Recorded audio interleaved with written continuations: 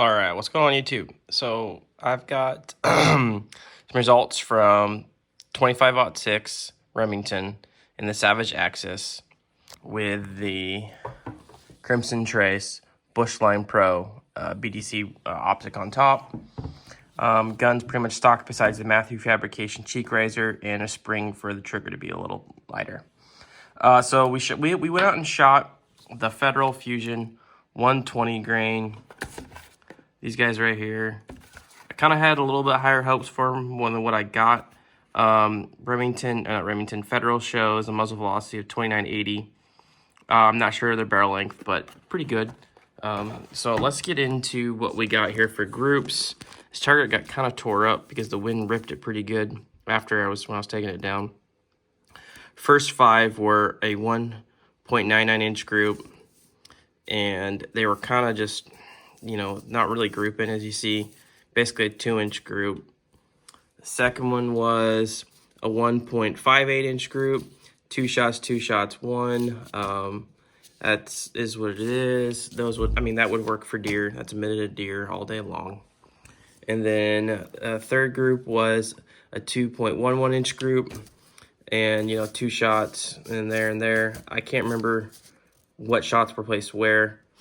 But yeah, this group was a 2.16 inch group, and that just did get the.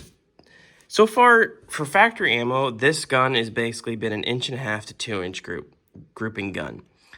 I mean, I can't really expect a whole lot more from a $300 rifle for factory ammo.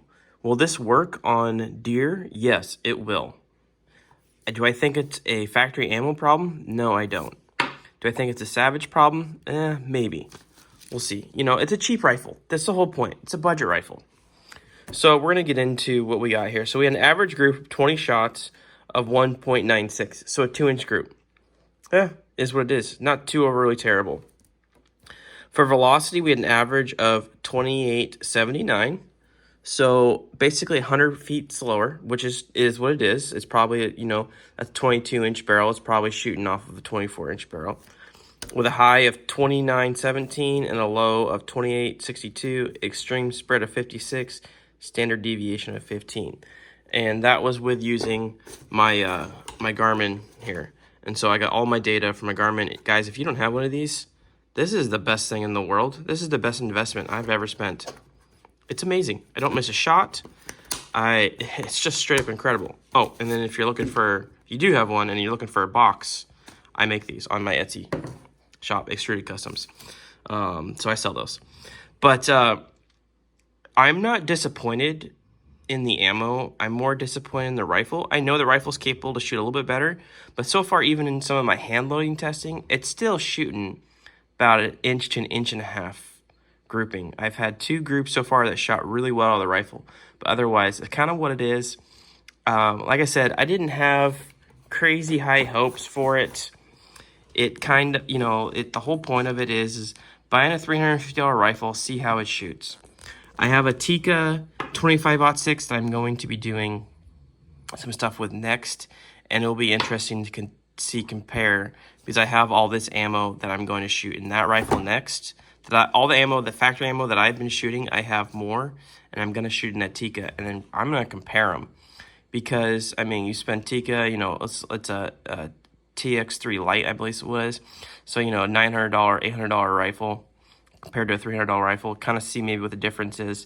And if you shoot at 200, 300 yards away, this will work on deer all day long. Pronghorn, this will work. There's nothing wrong with what we're getting here. It's just not what I'm used to in my expectations, right? But with hand loading, we are able to tighten it up. My next video will be with the Noslord Ballistic Tips 85 grain.